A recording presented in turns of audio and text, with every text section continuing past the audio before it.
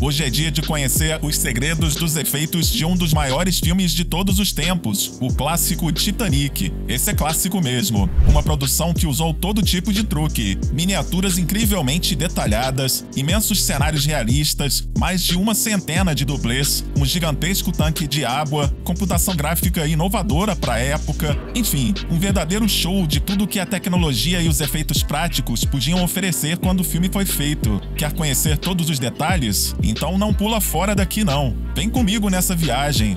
Confia.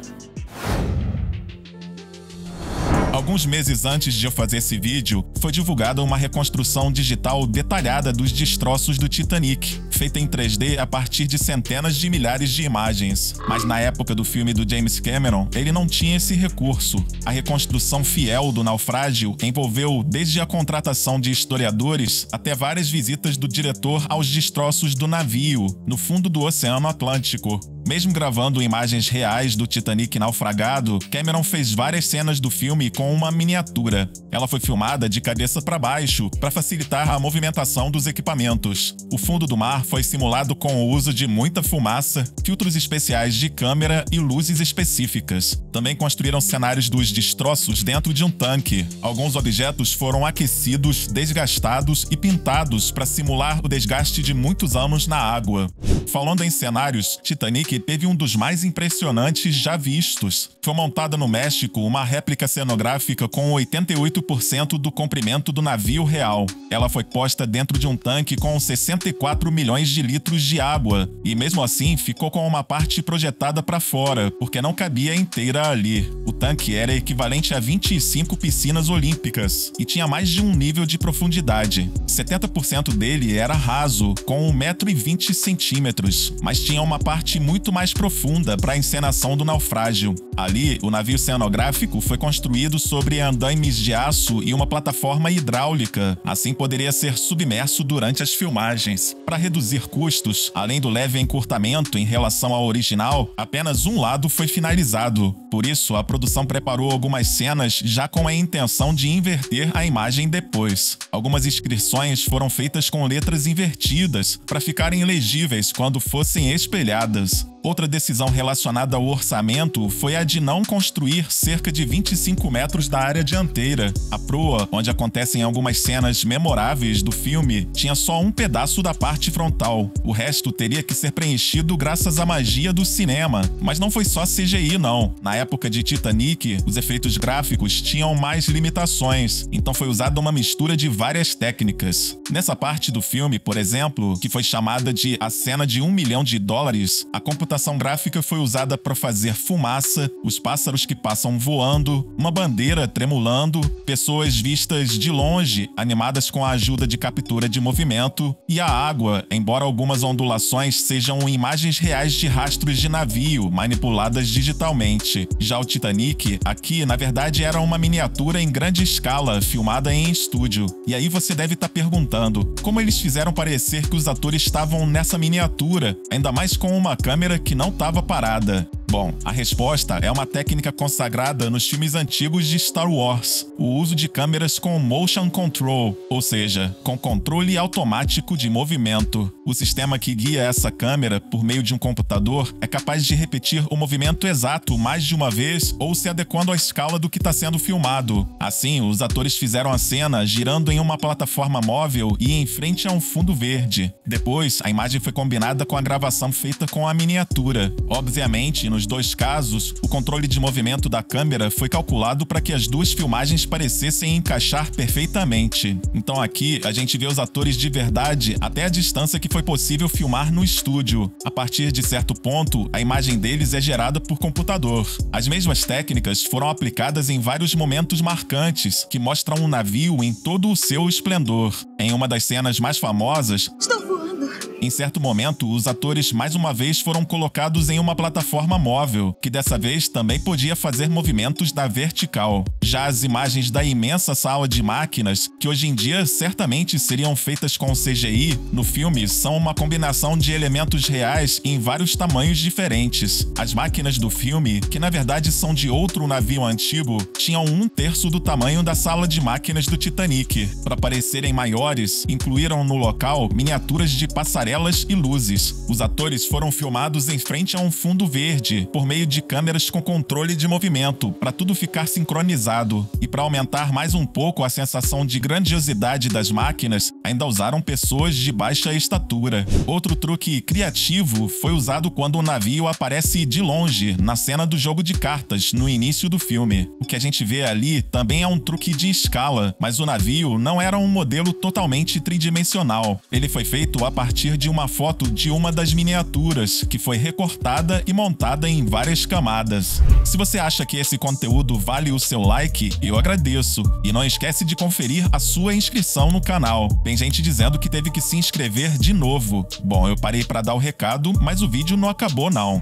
A cena do impacto do iceberg também misturou várias técnicas. Parte dela foi feita com os atores em frente a um fundo verde. Aqui, o gelo foi jogado no convés cenográfico, com a cena filmada mais uma vez com controle de movimento na câmera. O iceberg, filmado separadamente, era uma miniatura, com algumas luzes que simulavam a iluminação do navio. Para completar a cena, o gelo que quebra no iceberg e cai no navio foi feito com computação gráfica, e a combinação de todos esses elementos é o que a gente vê na tela.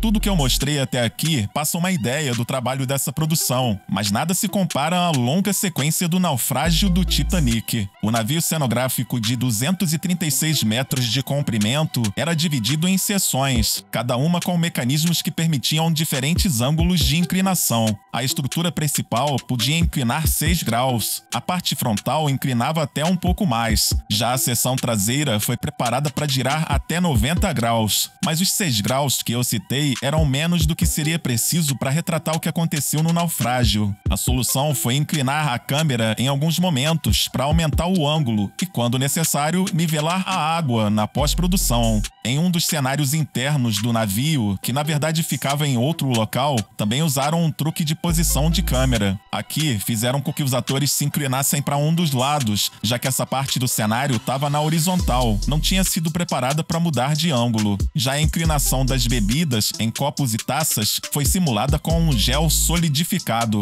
Além disso, em certo momento, os copos foram puxados com fios, como se estivessem deslizando. Aí foi só inclinar a câmera para completar a ilusão. Voltando ao cenário grande, na parte externa, outro truque que ajudou a simular uma inclinação maior foi o uso de dublês com esferas deslizantes nas costas. Assim, eles podiam ser puxados por cabos para deslizar facilmente pelo convés. Mas isso é só um exemplo do trabalho desses profissionais. Além de se pendurarem e darem longos saltos, eles gravaram várias acrobacias com roupas de captura de movimento, para que algumas cenas fossem finalizadas de forma mais segura com o uso de CGI. Tudo ficou mais convincente com a mistura de dublês digitais e pessoas reais, numa época em que isso não era tão comum quanto hoje. Para trazer um contexto da época, em comparação com outros filmes que usaram personagens digitais, vale lembrar que Titanic foi lançado cerca de 2 anos antes de Star Wars Episódio 1, A Ameaça Fantasma, e cerca de 4 anos antes do primeiro filme da franquia Senhor dos Anéis. Segundo o IMDb, Titanic contou com um total de 144 dublês, isso sem contar centenas de figurantes, muitos deles presos ao navio com a ajuda de equipamentos de segurança, mas também usaram bonecos bem disfarçados no meio da multidão. No trecho mais inclinado do cenário, grande parte dos objetos eram de borracha, para que ninguém se machucasse com os impactos. As imagens da quebra do navio foram feitas com uma miniatura. Já para a inclinação em 90 graus, além do cenário em tamanho grande, foi usada outra maquete, essa com 1/4 do tamanho real. Ela foi afundada em um tanque. Depois inseriram vários dublês digitais e completaram a composição com uma imagem dos atores de costas, em frente a um fundo verde. As cenas das pessoas na água não podiam ser feitas com temperatura negativa, então ficou faltando o detalhe da fumaça da respiração dos atores. Dizem que chegaram a cogitar o uso de fumaça de cigarro, mas acharam melhor incluir o efeito só na pós-produção. E não foi gerado por computador, não. Eles usaram uma alternativa que, na época, era mais rápida e mais barata. Em um set escuro, filmaram respiração real. Repara que parte do rosto da pessoa tá até pintada de preto. James Cameron chegou a a passar orientações até sobre a direção correta da luz na fumaça. Depois, essas respirações foram sobrepostas às imagens dos atores. Isso também deu bastante trabalho e foi feito em cerca de 100 tomadas do filme. Titanic acabou ganhando merecidamente não só o Oscar de melhores efeitos visuais, mas um total de 11 estatuetas, igualando o recorde dos filmes que mais receberam o prêmio. Foi o filme mais caro na época, mas também conseguiu a maior bilheteria de todos os tempos, até ser superado pelo próprio James Cameron com Avatar. E o que eu mostrei aqui foi só um resumo. Ainda tem muita coisa sobre os bastidores de Titanic que merece ser vista. Se bastante gente curtir esse vídeo, eu faço mais, mostrando como alguns cenários foram submersos, mais detalhes sobre truques com miniaturas e também várias curiosidades sobre o filme. Então, se você já é inscrito no canal, vale a pena ativar as notificações para não perder nenhuma novidade. Se você gosta do meu trabalho e quer ajudar o Painel Nerd, é só dar uma pausa e anotar essa chave que tá na tela. E aí, gostou do vídeo? Então deixa seu comentário aqui embaixo. Não esquece de deixar seu like ou dislike. O importante é participar. Um grande abraço e até a próxima!